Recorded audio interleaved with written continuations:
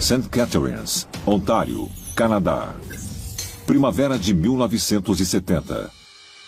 Pesquisadores do Departamento de Ciências da Terra da Universidade Brock receberam uma amostra de madeira que foi encontrada enterrada a 45 metros da Terra, na ilha de Nova Escócia. Os cientistas fizeram testes de datação de carbono no material e descobriram que pertencia a 3.000 anos no futuro. Perplexa, a equipe repetiu o teste e obteve exatamente o mesmo resultado. Como é um pedaço de material orgânico, eles foram capazes de datá-lo.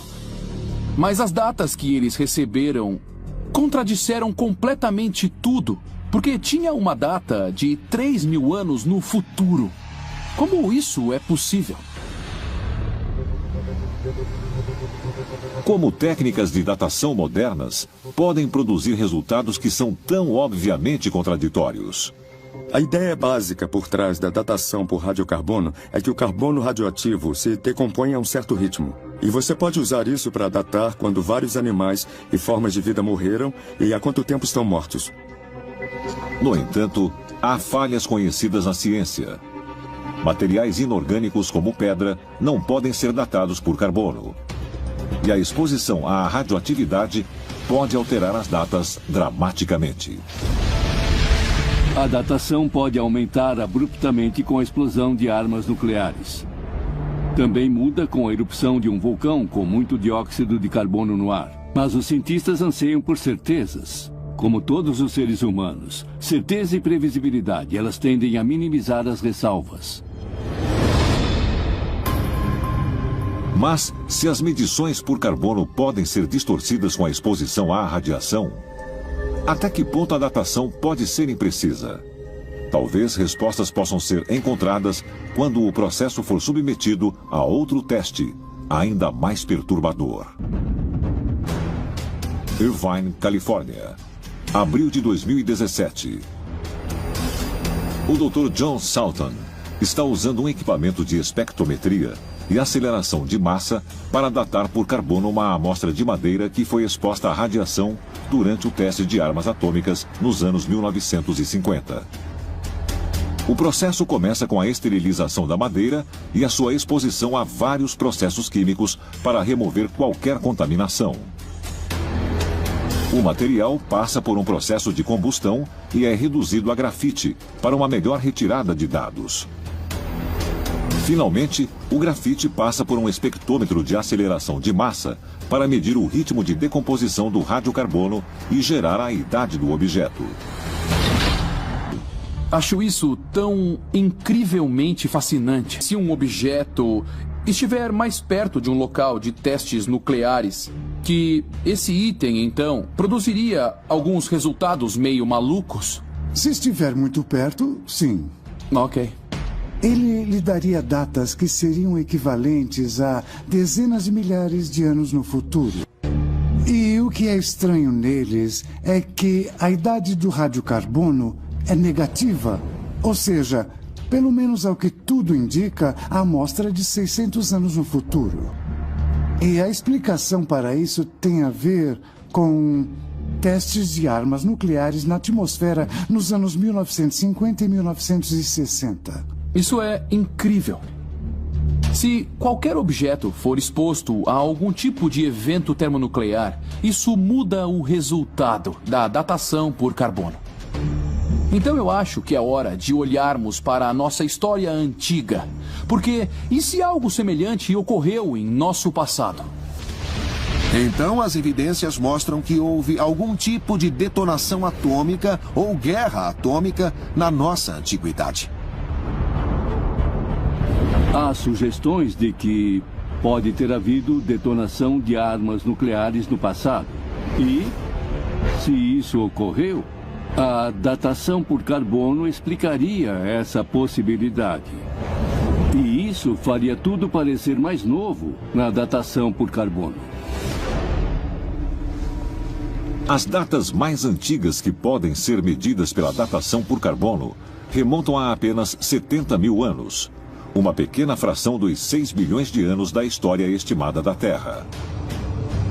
Os cientistas recorrem ao registro fóssil para preencher as lacunas, mas isso também tem suas limitações.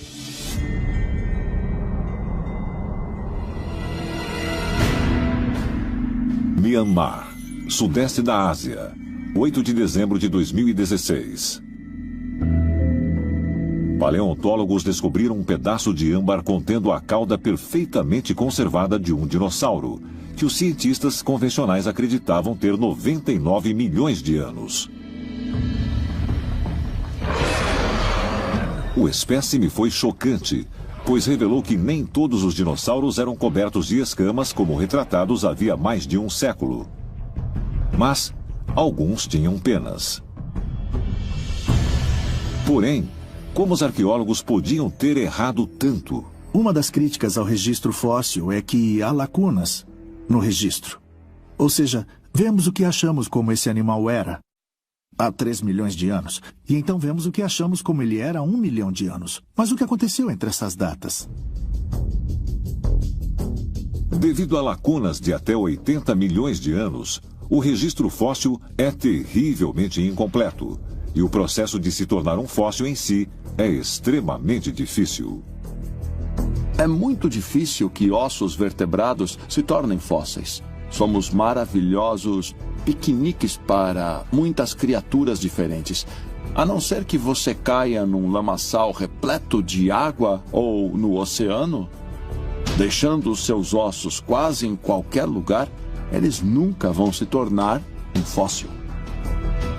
Há formas de vida que provavelmente nunca serão fossilizadas.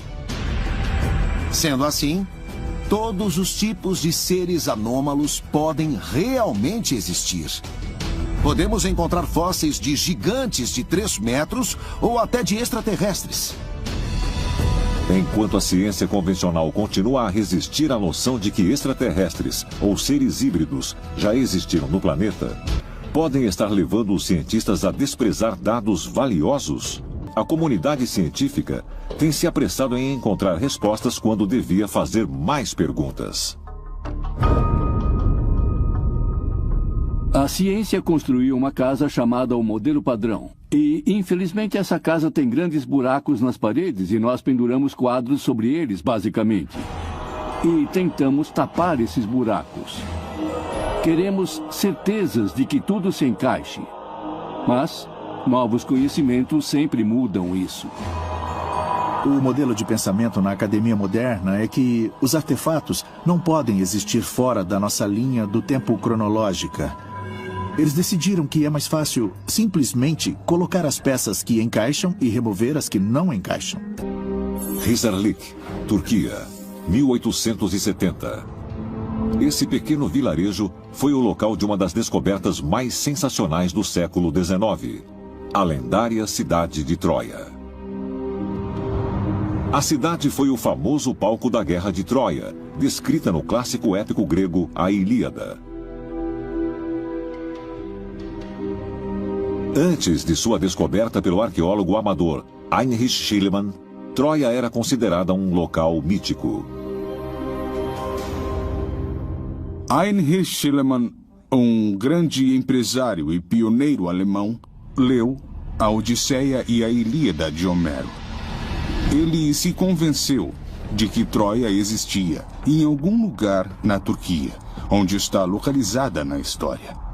Então, ele foi para a Turquia e perguntou para os moradores de lá o que sabiam sobre as lendas.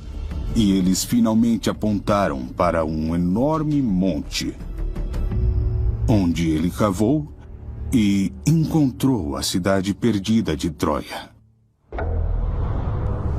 Além de Troia, outras cidades foram anteriormente relegadas ao reino da mitologia, e também se descobriu que eram reais.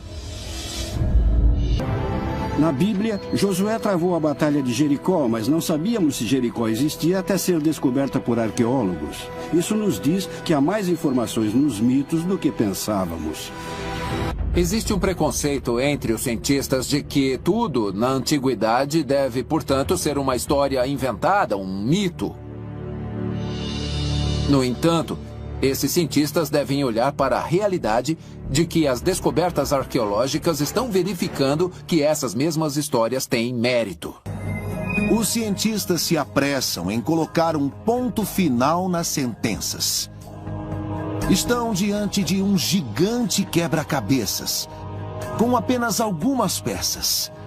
Mas estão tirando grandes conclusões sem realmente ver todas as evidências. E isso é um problema ao tentar reconstruir nossa história antiga. A ciência deve deixar as evidências liderarem as investigações, tirando conclusões com base no que você encontra. E as descobertas são inegáveis. Não estamos sozinhos. Extraterrestres humanoides têm nos visitado desde o início. Estaremos entrando em uma nova era da ciência, em que seremos forçados a reescrever nossos livros de história? Talvez estejamos finalmente perto de encontrar as respostas para as perguntas que a humanidade tem feito há séculos. De onde nós viemos? Por que estamos aqui? E estamos sozinhos no universo? Talvez tenhamos dado sorte até agora, mas essa sorte pode acabar um dia. Os cientistas têm consciência dessa ameaça há um bom período de tempo. Esse risco é o mesmo risco de alguém morrer em um acidente de trem.